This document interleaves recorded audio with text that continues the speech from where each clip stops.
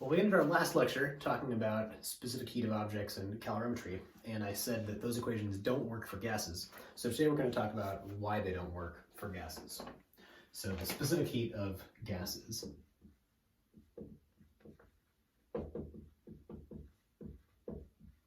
So the underlying, question when we ask about specific heat is how much energy does it take to change the temperature of a system, of some stuff?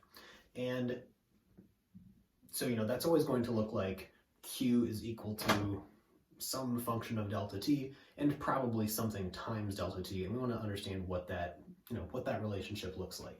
So why are gases different?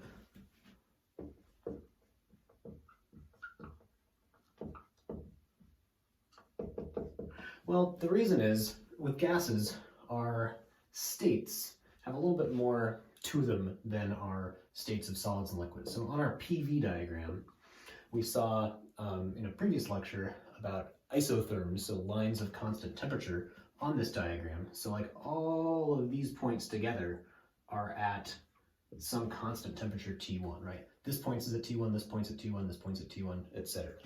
Another isotherm at a different temperature might look like this. This is at some temperature T2. And so let's draw a couple hypothetical processes on this diagram. So let's say, I need to change the shape of this slightly so this will work better. I gotta draw them closer together or else you'll see. Actually, we'll do this. I'm gonna draw them in green. See, it's just like you're here in the room with me while I'm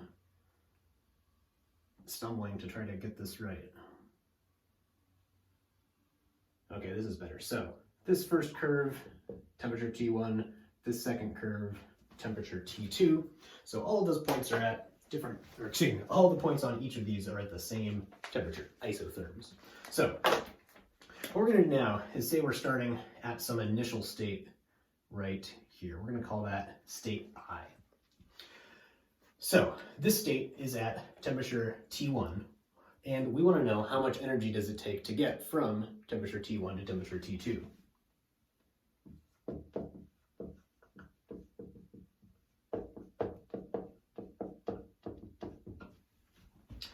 So the issue is there are lots of different states that are at temperature T2.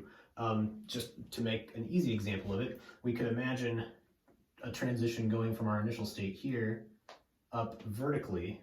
Let's see if I can actually draw this vertically. Vertically to a state right there, which we will call this process process A. And so this point here is the final point, and it is the final point of process A.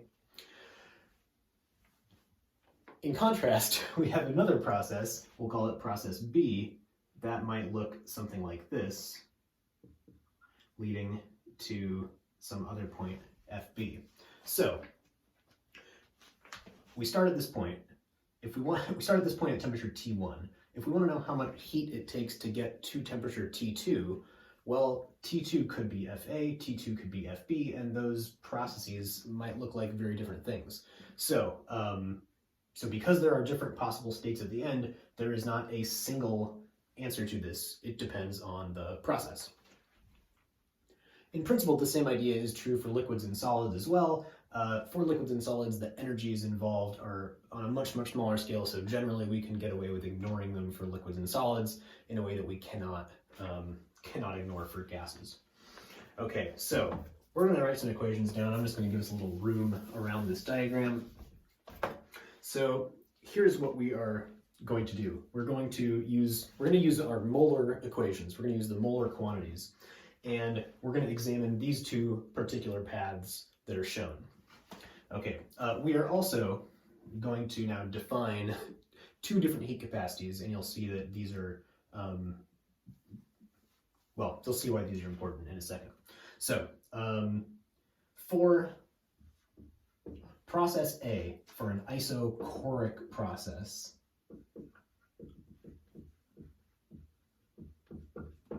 we are going to define a heat capacity. So now we're giving it more information. We're saying, okay, our process is vertical. Now that we should be able to define a heat capacity for. So for this isochoric process, we're going to say Q is equal to N number of moles. Remember, we're doing this in mole terms. C, which is of course our heat capacity, but this is going to be C sub V times delta T. C sub V here means heat capacity at constant volume. The V subscript means constant volume. For an isobaric process, which in this case is process B, right, constant pressure, we are also going to define its own heat capacity. So now we're saying we're starting at this point, we're going to some other points on this line. That is specific enough that we can define a heat capacity for that.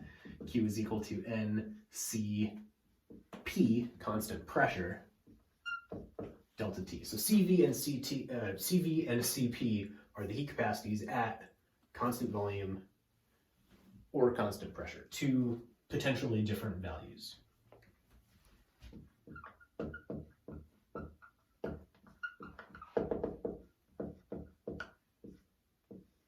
So each process has its own C, has its own heat capacity. And now I want to explore how these two are related, and we can figure that out from what's going on the phase diagram. Okay, so for this, we're going to use the first law. I'm going to leave these up here and give us room around them. So the first law is that our delta thermal energy is equal to Q plus W for that process. So in the case of process A, my change in thermal energy is equal to QA plus WA, right? I guess I should probably call this delta E sub A. So these are all of the different quantities for this process A from this point to this point. Now, it being isochoric, constant volume, we know that the work is 0. Always for isochoric processes. So this is just equal to QA. We're going to hang on to that for just a second. We're going to do the same thing for process B a little further down. So for this, delta EB, the thermal energy for process B going to the right, that is equal to QB plus WB. And W we know something about because this is an isobaric process. So for isobaric processes, W is equal to minus P delta V, which means that this is equal to QB minus P delta V. Okay, we have a couple more tricks up our sleeve here. So I'm going to erase this picture in the middle and we'll draw it again when we need it. All right, so delta EA, delta EB. These are both the thermal energy. And the thermal energy, as we discussed before, depends only on the temperature for an ideal gas. Because this is the thermal energy, this is a function of temperature and nothing else. So what that means is if these are going between the same temperatures, if delta T is the same, then delta EA has to be equal to delta EB. So delta TA is equal to delta TB because they're going between the same two isotherms. So that means that delta EA is equal to delta EB, which means that QA, plugging these in for this, QA is equal to QB minus P delta V. Okay, so, yeah.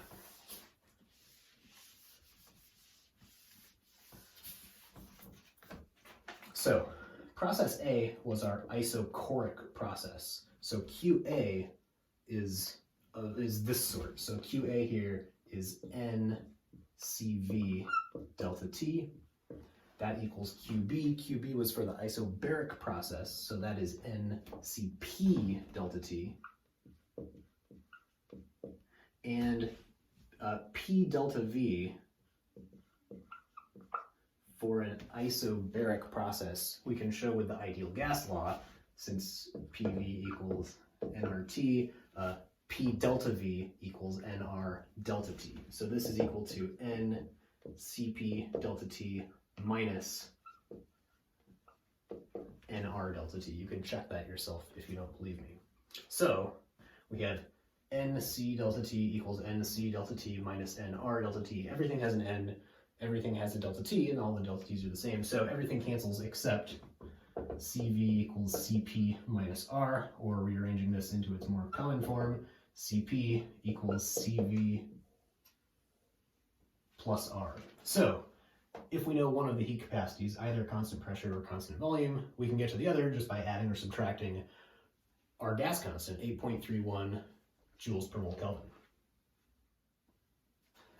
A couple last notes about this. Since this is true, delta EA equals delta EB, and we know that delta EA is equal to, delta EA was just equal to QA, which was equal to NCV delta T.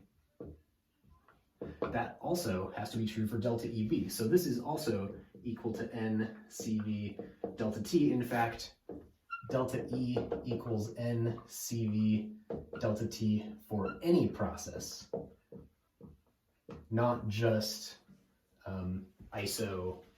isochoric ones. So we derive this value for the isochoric processes, but this is the change in energy for any process between those two temperatures. But even though those, all those processes take the same amount of energy, that does not mean they take the same amount of heat, right? We saw that the two that we saw, the isochoric and the isobaric processes, take different amounts of heat because there is this additional work that is done by the isobaric expansion of the system. And in fact, we can have a system undergoing this delta T process that does not have any heat flowing into it at all. That's what we're going to talk about next, adiabatic processes.